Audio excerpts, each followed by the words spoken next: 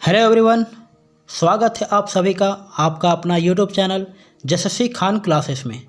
आज के क्लास में हम लोग एक कविता के बारे में देखेंगे जिसका नाम है श्री वृंदावन पर। यह कविता को मैं पीपीटी फॉर्म में लाया हूँ। साथ ही आपके लिए काफ़ी मेहनत से एक क्वेश्चन सेट भी तैयार किया है जो आप वीडियो के अंत में देख सकते हैं। वीडियो अच्छा लगे तो प्लीज़ लाइक कर दीजिएगा और अगर आप चैनल में नए हो तो सब्सक्राइब ज़रूर कर दें। क्लास स्टार्ट करते हैं। श्री वृंदावन पर, जिसके लेखक हैं घासीराम। एक बार मैं इस कविता के जितने भी पद हैं उसको मैं सीरियल वाइज पढ़ लेता हूँ। इसके बाद हर लाइन का मीनिंग आप लोगों के सामने रखूँगा। श्री वृंदावन पर मोहन मुरलीधर, कदम तरी देखली कन्हैया गे साजन, चलो देखन जदुरैया। दमके दामिनी ज्योति पीत मनोहर धोती, मोर चंद्रिका माथे टैया गे साजन, चलो देखन जदुरैया। बोले बानी हासी हासी अधरे टेरत बांसी, नाना अलंकार करे नाचे थथक थैया गे साजन, चलो देखन जदुरैया। धनी गोप नंदधाम धनी है गखुला ग्राम, धनी जेकर जसोमती मैया गे साजन, चलो देखन जदुरैया। अधम अधीन चाम मुखे आहे हरिक नाम, धनी घासी गीत के गवैया गे साजन, चलो देखन जदुरैया। इस कविता में जदुरैया का भी जिक्र आया है जिसका मतलब होता है एक किस्म का नाच है ये। जैसे आप जदुरैया नृत्य सुने होंगे जिसको हम लोग जदुर नृत्य बोलते हैं, और फिर नटुआ नृत्य, चाहे छौ नृत्य, इस तरह के नृत्य आप लोग पढ़े होंगे। उसी में से एक नृत्य ये है जदुरैया, है ना। दामिनी ज्योति, इसका मतलब है बिजली का ज्योति। पीत मनोहर, मन को हरेक वाला पियर, मतलब मन को हरने वाला पीला रंग। मोर चंद्रिका, बियाह बेरा मुड़ में पिंधेक वाला। शादी के टाइम जो दुल्हन अपने सर पे जो पहनती है उसको क्या बोलते हैं? मोर या चंद्रिका, मतलब सर पे पहनने वाला एक गहना है ये। अधम का मतलब होता है पापी या अधर्मी या विधर्मी। चाम का मतलब होता है चमड़ा। चलिए हम लोग हर पद के बारे में देखते हैं कि उसका हिंदी मीनिंग क्या है। सबसे पहले मैं बतला देना चाहूँगा श्री वृंदावन के बारे में कि यहाँ पर कृष्ण जी का बचपन यहाँ पे गुजरा था, है ना। और इस कविता में श्री कृष्ण के बारे में ही बात किया गया है। इस पूरे कविता में श्री कृष्ण जी की ही बात की गई है। श्री वृंदावन पर मोहन मुरलीधर, मतलब श्री वृंदावन पर कौन है? मोहन मुरलीधर। मोहन मुरलीधर यहाँ पे कृष्ण जी को बोला गया है। कदम तरे देखली कन्हैया गे साजन, यहाँ पे कवि मतलब घासीराम अपने साजन को बतला रहे हैं कि कदम तरे देखली कन्हैया गे साजन, मतलब कदम के पेड़ के नीचे मैंने कन्हैया को देखा। चलो देखन जदुरैया, चलो जदुरैया नृत्य देखते हैं। आगे देखते हैं हम लोग। दमके दामिनी ज्योति पीत मनोहर धोती, मोर चंद्रिका माथे टैया गे साजन, चलो देखन जदुरैया। दमके, दमक मतलब होता है चमक। दामिनी ज्योति जैसा कि मैंने बताया भी था, बिजली का ज्योति। पीत मतलब होता है पीला। मनोहर मीन्स मन को हरने वाला। तो इसका इस सेंटेंस का पूरा लाइन हो जाएगा दमके दामिनी ज्योति, मतलब बिजली का ज्योति की तरह दमक रहा है पीत मनोहर धोती, और पीला धोती मतलब मन को हर रहा है कौन? पीला धोती। इसका एक लाइन में अगर बोला जाए तो बिजली का ज्योति की तरह चमकने वाला, मन को हरने वाला पीला धोती। दूसरा लाइन में हम लोग चलते हैं। मोर चंद्रिका माथे टैया गे साजन। मोर और चंद्रिका एक तरह का आभूषण है जो माथा पे पहना जाता है ना। तो मोर चंद्रिका माथे टैया गे साजन, मतलब मोर चंद्रिका जो श्री कृष्ण जी अपने माथे पे टांगे हुए हैं या पहने हुए हैं। तो यहाँ पे कवि किसको बतला रहे हैं ऐसा? अपने साजन को, कि श्री कृष्ण जी अपने माथे पे मोर और चंद्रिका पहने हुए हैं। चलो देखने जदुरैया।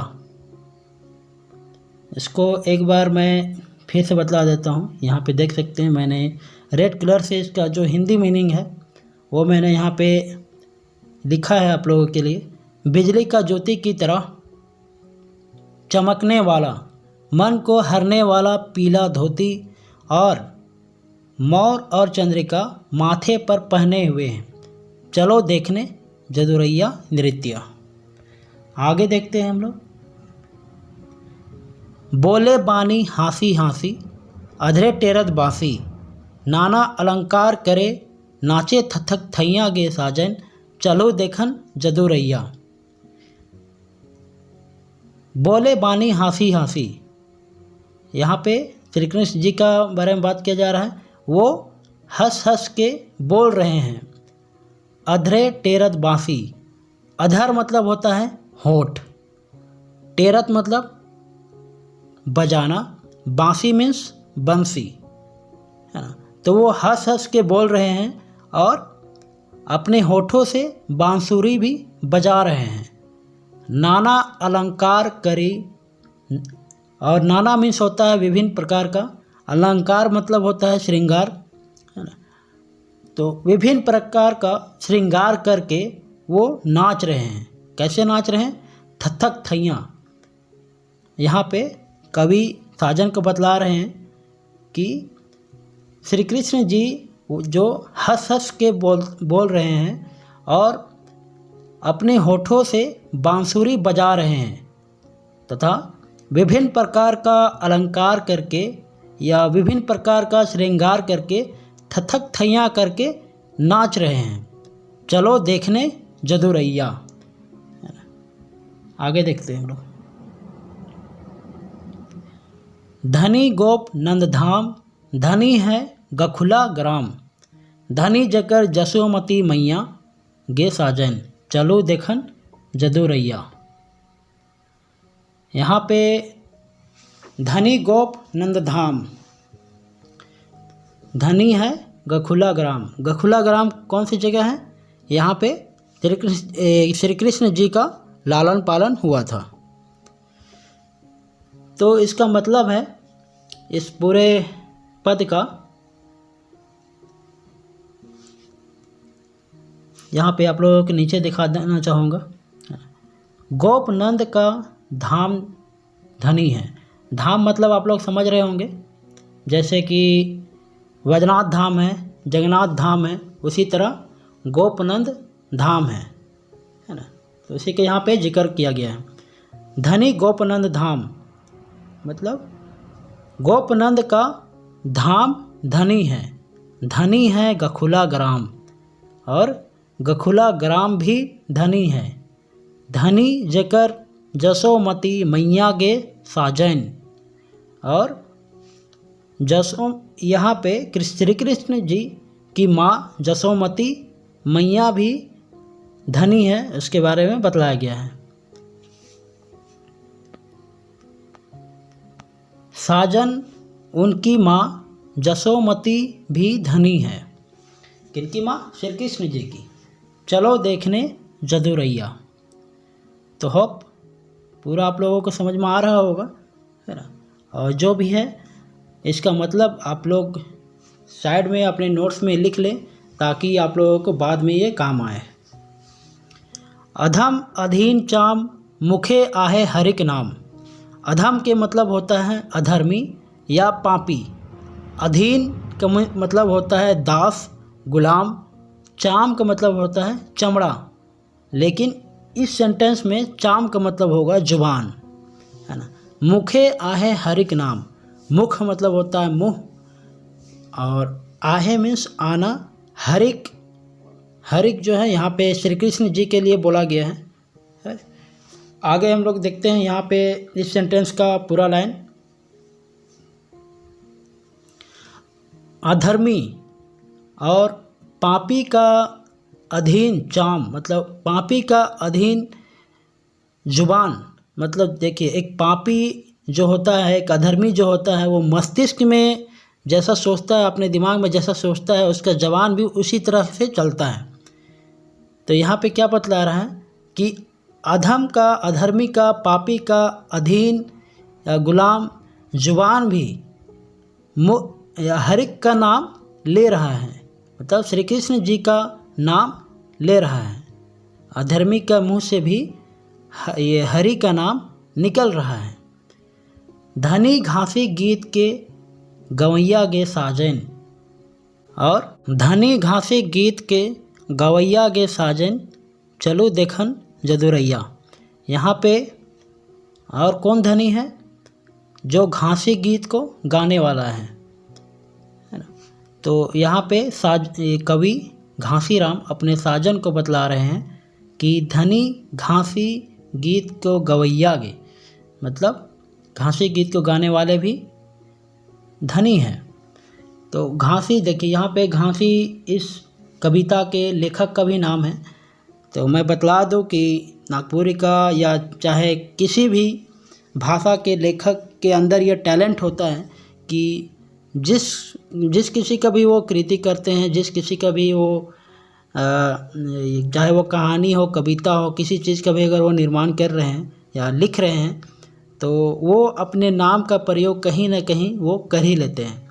जैसे कि यहाँ घासीराम अपने नाम का प्रयोग किए हैं यहाँ पे।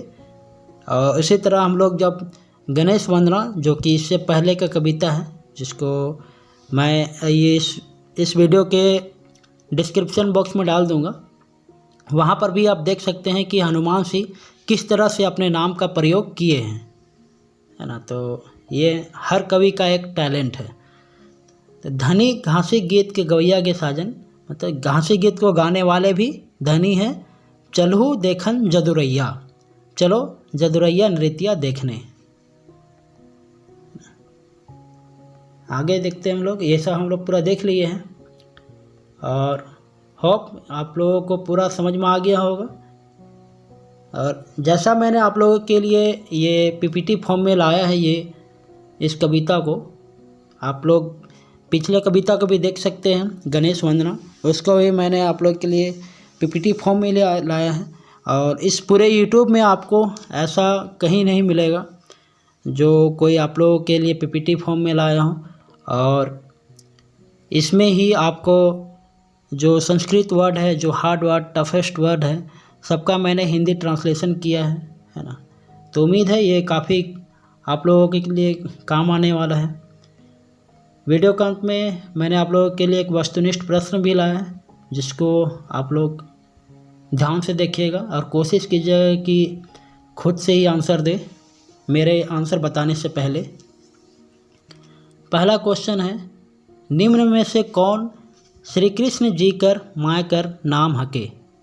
Option A Saraswati, option B Yashomati, option C Parvati, D कोई नहीं।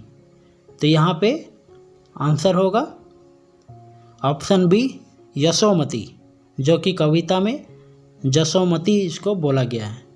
जसोमती इसलिए क्योंकि नागपुरी में या की जगह जा का प्रयोग होता है। कवि कन्हैया के कहाँ देखले? कवि कन्हैया को कहाँ पर देखे? जामुन पेड़ तरे, पीपर पेड़ तरे, या कदम पेड़ तरे, या नीम पेड़ तरे? कहाँ देखे? ऑप्शन सी कदम पेड़ तरे, मतलब कदम पेड़ के नीचे।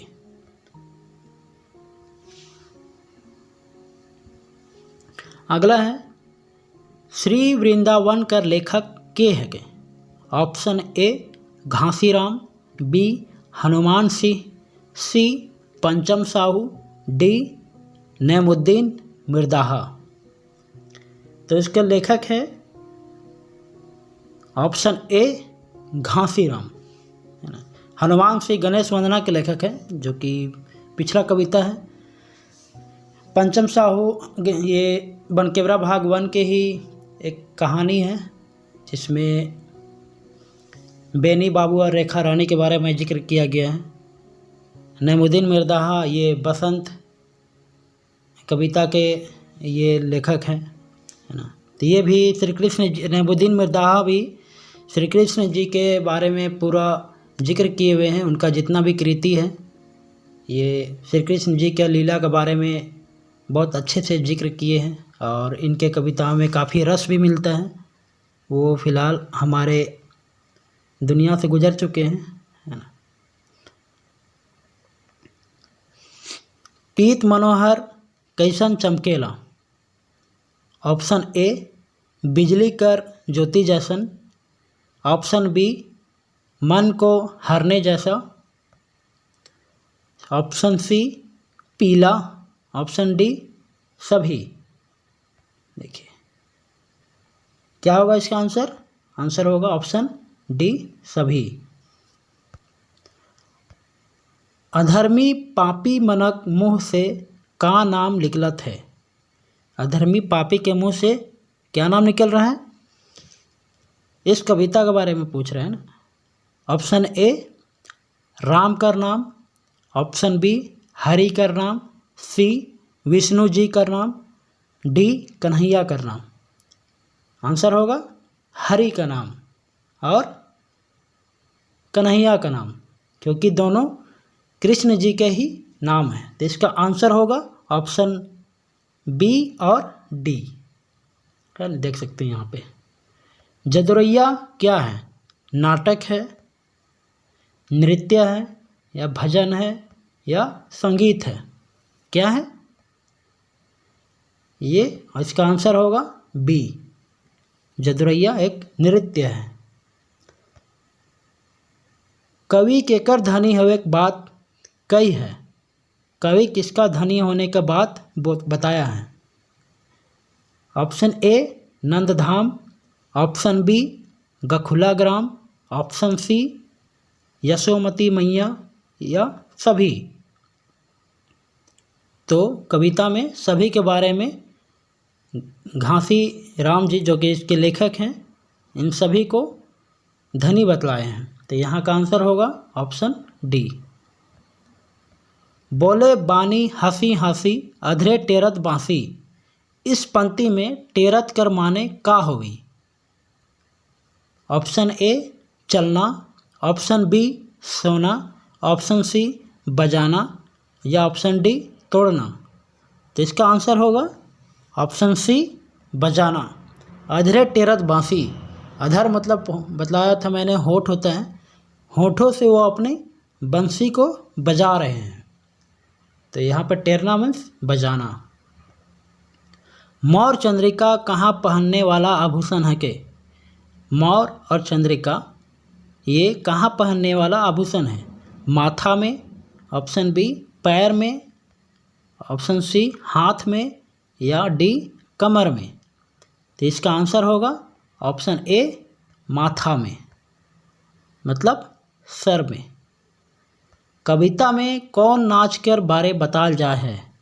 कविता में किस नाच के बारे में बतलाया गया है।